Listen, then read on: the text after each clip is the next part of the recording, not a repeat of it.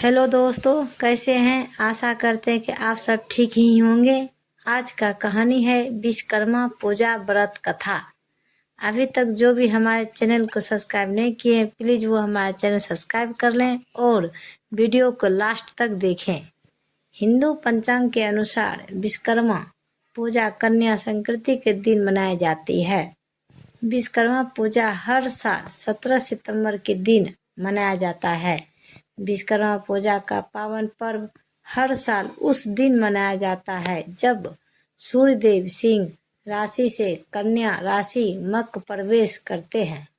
पौराणिक कथाओं के अनुसार आज ही के दिन भगवान विश्वकर्मा का जन्म हुआ था। इस दिन भगवान विश्वकर्मा की पूजा करने का विधान है।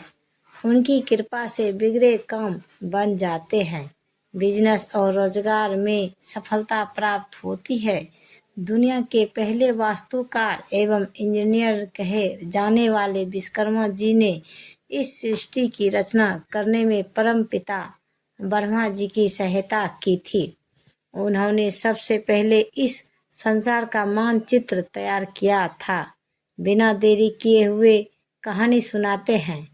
कहानी सुनाने से पहले कमेंट बॉक्स में लिखें जय विश्वकर्मा भगवान की जय। प्राचीन काल में एक प्रमगद नाम का राजा हुआ जो अपनी प्रजा को संतान से समान पालता था और सब धर्मों के कर्मों में बिल्कुल प्रमाद नहीं क्या करता था। वह अपनी प्रजा का स्नेह से शासन करता था और कभी भी दंड से प्रजा का दमन नहीं करता था। दरिद्रता से आक्रांत हुए मनुष्य मेरा शासन मानेंगे, यह उसकी नीति नहीं थी। अतएव वह राजा सदा प्रजा की वृद्धि के लिए लय यत्न करता था। उसका राज्य कृतघ्न और दुष्टों के अभाव के कारण सुखी था। उस राजा की कमल के समान नेत्र वाली, साक्षात सती के समान सती, विदुषी, धर्म कर्म व्रत प्रायण कमला नाम भार्या थी। कभी देवयोगों से उस राजा के शरीर में दारुण कुष्ठ रोग उत्पन्न हो गया। बार बार चिकित्सा क्या हुआ भी वह रोग स्वरूप भी शांत न हुआ।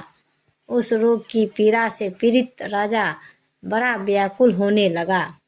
ऋषि कहने लगे हैं, हे सुदर्शन सुत, यह पाप रोग धर्म से पृथ्वी पालन करने वाले महात्माओं को कैसे हुआ? यदि इस प्रकार धर्मात्माओं को भी रोग उत्पन्न हो जाता है तो फिर धर्म कर्म में कौन विश्वास करेगा? सूत जी कहने लगे, हे ऋषियों, उस राजा ने पूर्व जन्म में स्वार्थनद्र होकर यह उपदेश दिया था कि यह संसार अनादि है, इसका कर्ता कोई विश्वकर्मा नहीं है। यह इस कारण लोगों की वंचना करता फिरता था और नास्तिक मत का प्रचारक था। आप जानते हैं, यदि कर्मों के फल का देने वाला विश्वकर्मा परमात्मा हो तो उपकार का कर्ता उपकृत मनुष्य द्वारा मृत्यु के अनंतर दिए आशीर्वादों से उत्पन्न पुण्य फल को कैसे प्राप्त कर सकता है? जब परोपकारी को अपने पुण्य का फल मिल ही ना सकेगा तो क्यों किसी का उपकार करेगा? और जब कोई किसी का उपकार ही नहीं करेगा तो संसार का उच्छेद नाश हो जाएगा। इसलिए नास्तिक पाखंडी की दुर्दशा अवश्य होती है। अनेक जन्मों के पाप पुण्य कर्म एवं एक जन्म में ही उसका फल नहीं देते, अतः उस जन्म में यह फल प्राप्त हुआ, इसमें कोई आश्चर्य नहीं है।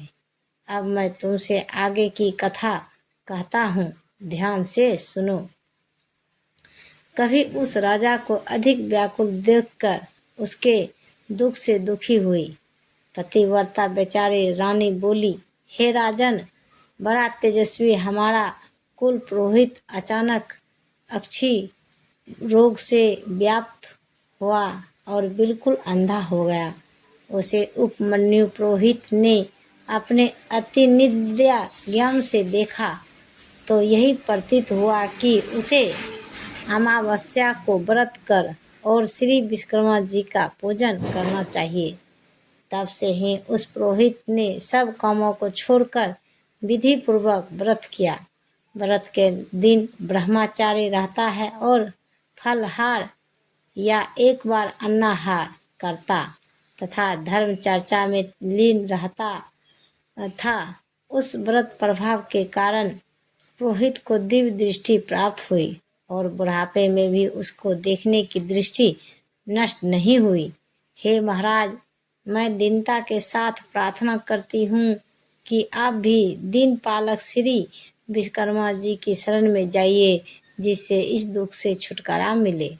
राजा बोले, हे प्रिय, तुमने ठीक कहा है। इसको सुनकर मेरा चित्त बड़ा प्रफुल्लित हो रहा है और मुझे निश्चय सा हो रहा है कि भगवान श्री विश्वकर्मा के व्रत से रोग की अवश्य निवृत्ति होगी, क्योंकि किसी भी कार्य की सिद्धि को चिंतो उत्साह प्रथम ही कह दिया करता है।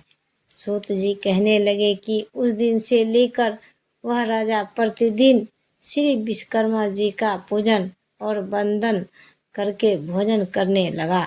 अमावस्या के दिन सब कामों को छोड़कर व्रत विश्वकर्मा जी का पूजन और व्रत करना चाहिए और इस तरह से उसका सारे कष्ट विश्वकर्मा भगवान हर लिए। तो ये कहानी आपको सुनने में कैसा लगा हमें कमेंट में ज़रूर बताएं और ऐसी ही वीडियो देखने के लिए हमारे चैनल को सब्सक्राइब करें और वीडियो को लाइक ज़रूर करें। धन्यवाद। तो गाइज, मिलते हैं अगले वीडियो के साथ। तब तक बाय बाय गाइज।